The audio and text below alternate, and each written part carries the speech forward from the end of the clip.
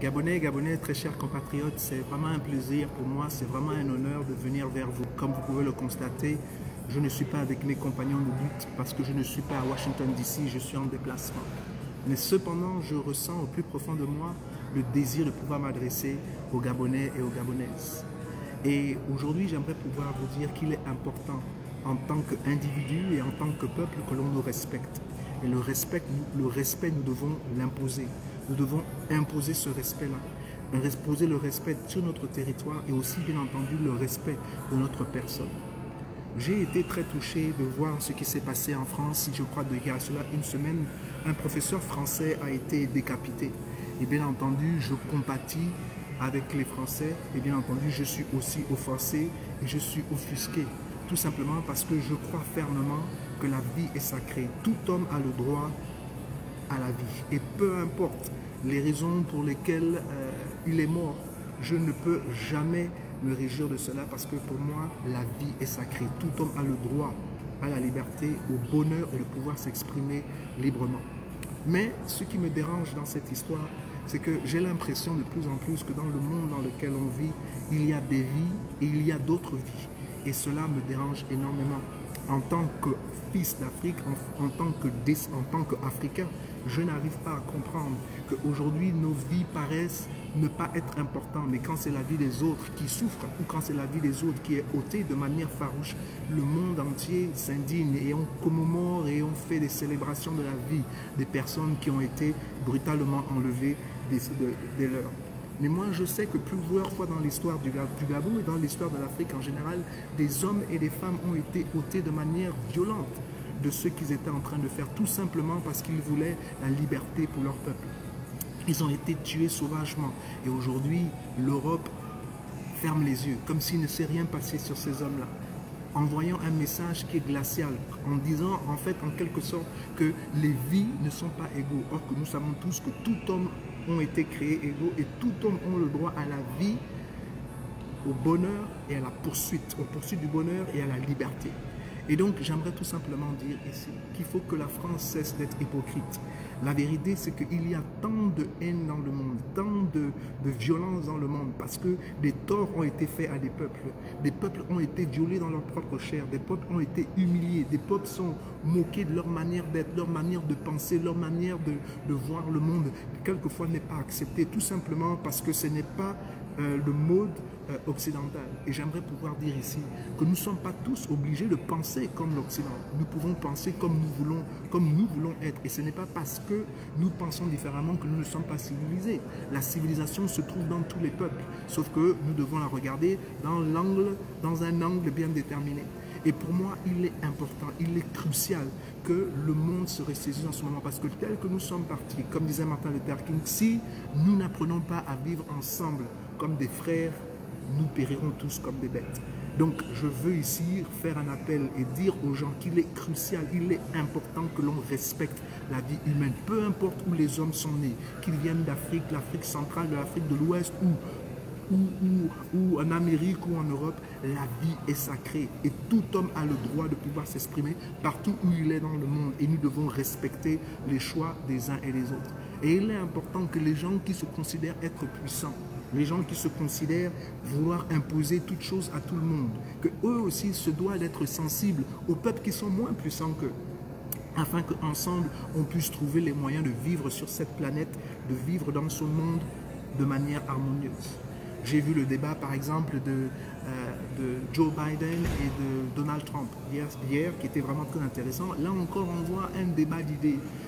Ces deux hommes ne sont pas d'accord de la direction des États-Unis. Cela ne veut pas dire que demain, les partisans de Donald Trump ou les partisans de Joe Biden vont commencer à se frapper dans les rues des États-Unis ou vont commencer à se faire du mal. C'est un combat d'idées. Chacun s'est exprimé de manière ferme et de manière avec autorité et avec conviction. Et maintenant, c'est au peuple américain tout simplement de choisir ce qui est bon pour lui.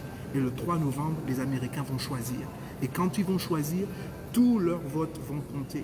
Et personne, je dis bien personne, aucun Américain ne mourra pour leur vote. C'est tout ce que les peuples du monde veulent.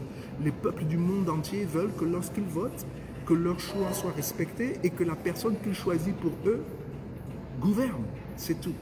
Et j'aimerais pouvoir dire qu'il y a quelque chose qui m'a frappé et qui m'a touché. C'est une déclaration que Joe Biden a fait hier. Il a dit, il a menacé le monde en fait en disant que toute nation qui voudrait interférer, qui voudrait influencer le processus électoral américain va payer le plus haut prix. Je n'arrive pas à comprendre qu'aujourd'hui, toujours en Afrique, on veut faire de nous des éternels enfants, qu'on doit toujours aller chercher la bénédiction de la France, la bénédiction de Washington, la bénédiction d'hommes et de femmes qui ne sont même pas de notre continent, afin de pouvoir voir qui doit gouverner dans nos continents ou bien qui doit gouverner dans nos pays respectifs. Et moi, je trouve cela aberrant. L'onction d'un président, l'onction de celui qui gouverne ne vient pas de Paris ni de Washington en ce qui concerne le Gabon ou l'Afrique ou la Guinée, mais cela doit venir du peuple. Laissez les peuples pouvoir s'exprimer. Et je crois que c'est John F. Kennedy qui disait si bien qu'à force de vouloir refuser des révolutions qui sont pacifiques, vous engendrez vous-même des révolutions qui sont violentes. La violence, c'est quoi? C'est le cri de ceux qui ont parlé, des cris de ceux qui veulent quelque chose de nouveau, quelque chose de meilleur, mais qui n'ont pas la possibilité de pouvoir s'exprimer tout simplement parce qu'ils ne sont pas entendus. Parce que des hommes et des femmes considèrent que ce qui est plus important, c'est de piller leur pays. C'est le plus important, c'est qu'eux, ils se fassent de l'argent dans leur terre au détriment des peuples qui vivent sur cette terre-là. Mais nous n'allons pas accepter cela éternellement. Nous avons des enfants, nous avons des aspirations, nous avons des rêves. Et nous voulons aussi que nos enfants et les gens qui nous entourent et que notre continent aussi se développe. Et tant qu'il y aura des forces qui nous empêcheront de développer, bien entendu, par la force, nous devons réagir et nous allons nous défendre. Malheureusement, quelquefois, ça sera violent. J'aimerais pouvoir parler de la Guinée, par exemple, en ce moment. J'aimerais pouvoir donner tout mon soutien au peuple guinéen. Le peuple guinéen a raison aujourd'hui de vouloir s'imposer dans la rue et de dire que non, qu'ils ne veulent pas un tripatouillage de l'extérieur, ils ne veulent pas de fausses élections, ils veulent que le choix qu'ils ont fait puisse être respecté.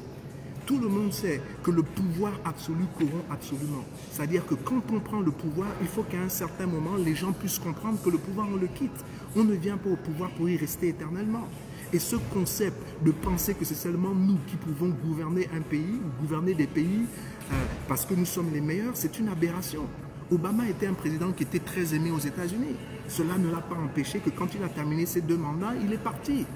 Et c'est comme ça que l'on doit faire. Et nous savons tous très bien que non, même dans notre propre corps, et que lorsque nos cellules se régénèrent, que nos cellules se renouvellent quotidiennement, voilà pourquoi nous sommes en bonne santé. Imaginez-vous que dans votre propre corps, vos cellules ne se régénèrent plus, vos cellules ne se renouvellent plus. Vous avez un problème de santé. Pourquoi dans nos gouvernements, pourquoi dans nos systèmes en Afrique, on ne veut pas accepter l'alternance? L'alternance, c'est bon, parce que quand l'alternance vient, on a des nouvelles idées. Si ça ne marche pas, on les remplace par d'autres idées. Mais donner l'opportunité à tous les Gabonais, donner l'opportunité à tous les Africains de pouvoir s'exprimer. Et moi, je pense que dans le monde dans lequel on vit, tant que les gens vont forcer d'autres hommes à vivre comme des animaux, les gens vont se rebeller et les gens vont être violents. Pas parce qu'ils veulent être violents, mais parce qu'ils veulent vivre, parce qu'ils veulent poursuivre le bonheur, parce qu'ils veulent ce que tout le monde veut, c'est-à-dire ce que les Américains, ce que le peuple américain veut, ce que les peuples européens veulent, ce que les Français veulent. On veut vivre bien chez nous. Mais quand vous nous empêchez de vivre bien chez nous, on fait comment? Hein? Expliquez-moi, comment fait-on? Il n'y a pas très longtemps, j'ai entendu une chanson qui disait que notre pétrole n'est pas émigré. J'ai entendu que notre or n'est pas émigré. Et c'est vrai. Mais pourquoi, lorsque nous, on se déplace chez vous, vous nous traitez comme si on n'était pas des humains, or que vous aimez nos richesses, or que vous prenez notre or et développez vos pays au détriment de nos propres peuples? Et il faut que cela cesse. Il faut que cela cesse pour qu'il y ait une stabilité dans le monde. Il faut que cela cesse pour qu'on puisse tous ensemble travailler ensemble afin de pouvoir trouver des solutions aux problèmes de notre monde. Et je pense que cette idée qu'il y a des hommes qui doivent dominer d'autres hommes, c'est une aberration qui n'est pas digne d'être soutenue au XXIe siècle. Il n'y a aucun homme ici qui doit dominer les autres hommes. Dieu n'a jamais créé l'homme pour que l'homme domine l'homme, mais il a créé l'homme pour que l'homme domine la terre, pour que l'homme trouve des solutions aux problèmes humains qui sont communs à nous tous. Voilà à quoi nous sommes appelés. Et donc j'aimerais pouvoir appeler ici tout le monde en disant qu'il est important que l'on nous respecte. Et pour qu'on puisse nous respecter, il faut qu'on se respecte d'abord soi-même. C'est-à-dire il faut que l'on s'aime, il faut que l'on soit des hommes et des femmes de conviction et de valeur. Je n'arrive pas à comprendre qu'aujourd'hui des multinationales viennent aujourd'hui par exemple au Gabon et ils puisent nos richesses Et quand ils puissent nos richesses, ils créent un désordre pas possible. C'est-à-dire qu'ils polluent notre environnement, ils saccagent notre faune, ils saccagent notre flore. Des choses qu'ils ne feront jamais chez eux, ils viennent de faire chez nous. Donc non seulement ils nous pillent, non seulement ils prennent des choses qui sont au détriment de nos peuples, mais ils nous laissent comment dire ça, un environnement qui n'est pas soutenable. Donc j'aimerais pouvoir dire ici qu'il faut que vous vous ressaisissez. Nous sommes tous connectés. Il ne faut pas penser que parce que le problème est au Gabon ou le problème est en Afrique, que cela ne va pas vous affecter. Aujourd'hui, on voit très bien, le coronavirus a commencé en Chine, mais ça ne s'est pas resté en Chine, c'est maintenant partout dans le monde. Et de manière miraculeuse, je bénis Dieu pour cela, l'Afrique est le continent le moins touché. Dieu lui-même sait ce qu'il fait. Mais ce qui est important ici, le message que je voulais donner, le cri que je voulais donner à tout le monde ici, c'est qu'il faut qu'on se respecte et il faut qu'on réussisse à se faire respecter. Et le seul moyen pour nous de nous faire respecter en tant que peuple, en tant qu'individu, c'est qu'il faut absolument que l'on s'unisse. Le problème du Gabon n'est pas qu'un problème commun au Gabon. Le problème du Gabon est un problème qu'on retrouve un peu partout en Afrique. Et il est important pour nous, les Africains, de nous unir, de parler d'une même voix. Le problème qu'il y a en Guinée, c'est notre problème aussi. Le problème qu'il y a en Mali, c'est notre problème. Le problème qu'il y a en Côte d'Ivoire, c'est notre problème. Ensemble, nous allons réussir à soulever les défis auxquels nous faisons face. Et nous allons nous faire respecter. Si nous ne permettons pas aux autres de respecter notre propre terre, ils ne vont pas nous respecter nous-mêmes. Parce que c'est notre terre. Nous sommes attachés à notre terre. Mais si nous permettons aux hommes et aux femmes de faire n'importe quoi dans nos pays, comment vont-ils nous respecter? Donc je pense que les Gabonais qui sont en train d'exposer ce que les grandes multinationales sont en train de faire au Gabon aujourd'hui, je vous applaudis. Et je vous dis merci parce que vous êtes vraiment des patriotes. Parce que vraiment vous aimez votre pays. Je vais remercier la société civile, donc les Marcona, qui sont en train de sillonner le pays afin de voir les torts qu'on est en train de faire dans notre nation. Et il faut que ces choses-là changent. Donc la démocratie, oui, elle est bonne. Oui, moi je pense qu'on doit permettre aux hommes et aux femmes de pouvoir s'exprimer librement. Mais les grandes puissances, les puissances dites civilisées, doivent aussi respecter nos territoires, doivent respecter nos pays. Et je pense que si on le fait avec un cœur sincère, je pense qu'on aura la possibilité de changer nos nations, qu'on aura la possibilité de changer notre continent et de faire du continent que nous aimons tous, un continent qui sera envié de tout le monde. Pas seulement pour ses richesses, mais parce que nous sommes des hommes et des femmes respectueux. Et j'aimerais pouvoir dire que le pouvoir du choix, c'est vraiment important. Nous sommes le résultat de notre choix. Et personne ne peut empêcher aux hommes aujourd'hui de choisir ce qu'ils veulent. Maintenant, nous ne sommes pas obligés tous d'être d'accord. Nous ne sommes pas obligés d'accepter les convictions de tout le monde. Mais nous sommes obligés de nous écouter. Nous sommes obligés de débattre. Et après avoir débattu, de laisser le plus grand nombre se pencher sur le côté de la raison, le côté de la sagesse. Et cela ne veut pas dire que parce qu'on n'a pas été entendu, que notre idée ou notre concept de la vie n'a pas été adopté, que nous sommes dans le faux. Ça veut tout simplement dire que peut-être qu'on n'a pas bien exprimé notre idée. Et donc par conséquent, nous devons repartir, étudier notre concept, étudier notre idée, la développer et être capable de pouvoir l'articuler afin qu'un grand nombre puisse adhérer. Mais ce qui est certain et ce qui est sûr, c'est qu'il n'y aura pas de stabilité dans le monde tant que l'Afrique est négligée et tant que nous-mêmes on se néglige. Donc je pense, l'appel que je veux donner aujourd'hui ici, à tous les Africains, en particulier aux Gabonais, c'est que respectons-nous nous-mêmes. Nous avons la possibilité nous-mêmes déjà d'arranger autour de nous, de créer un environnement qui est sain autour de nous déjà. Et lorsque l'on fait ça, communiquer ça à nos frères et à nos sœurs. Et je pense que les autres, quand ils nous verront, ils vont apprendre, ils seront obligés de nous respecter. Imposons le respect. Ne permettons pas aux gens de faire de nous les éternels enfants parce que nous ne sommes pas des enfants. C'est un enfant à qui on dit va là-bas et il va là-bas. Nous ne sommes plus des enfants, nous sommes des êtres, des adultes, des gens qui ont la possibilité de penser pour eux-mêmes.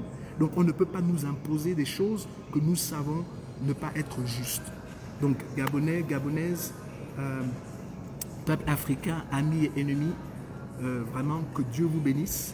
Je prie vraiment que vous vous ressaisissez, qu'on se ressaisit et que l'on fait de notre mieux afin de pouvoir réussir dans tout ce que nous faisons. Et vraiment, battons-nous pour faire de ce continent-là, l'Afrique, un continent où il fait bon vivre.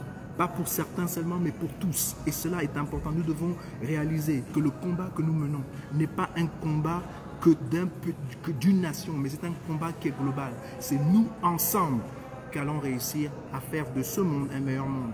Et c'est nous, ensemble, en tant qu'Africains, lorsque nous serons unis et que les autres verront qu'on est un peuple uni, qu'ils vont commencer aussi à nous respecter.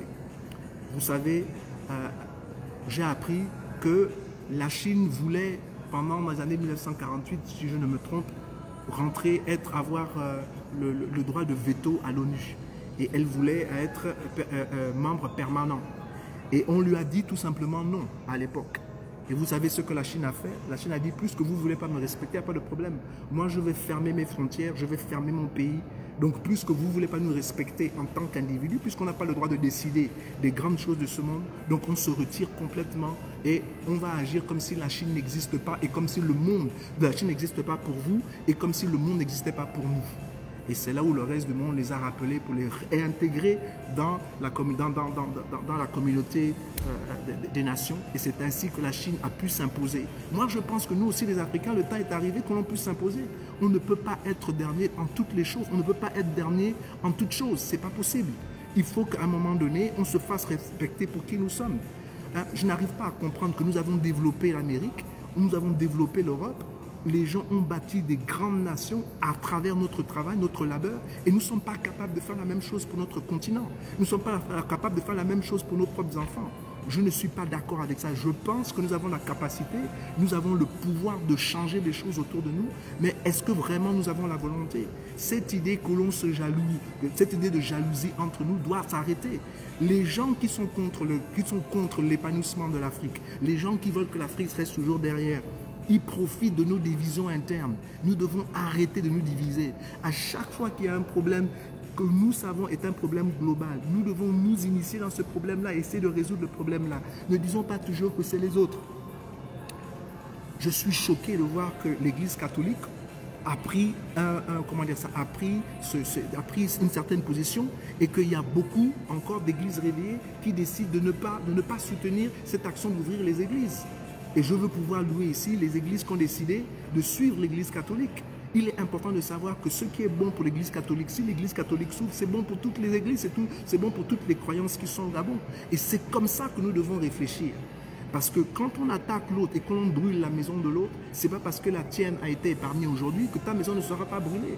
Donc il faut que l'on empêche que les maisons des autres brûlent afin que notre maison ne brûle jamais.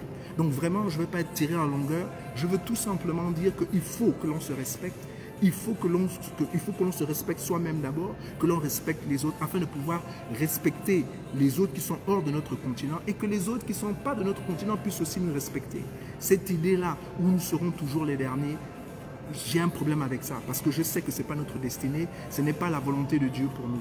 Écoutez, que Dieu vous bénisse, que Dieu bénisse le Gabon, que Dieu bénisse l'Afrique et que Dieu veille sur notre monde. Merci encore de m'avoir écouté. Au revoir.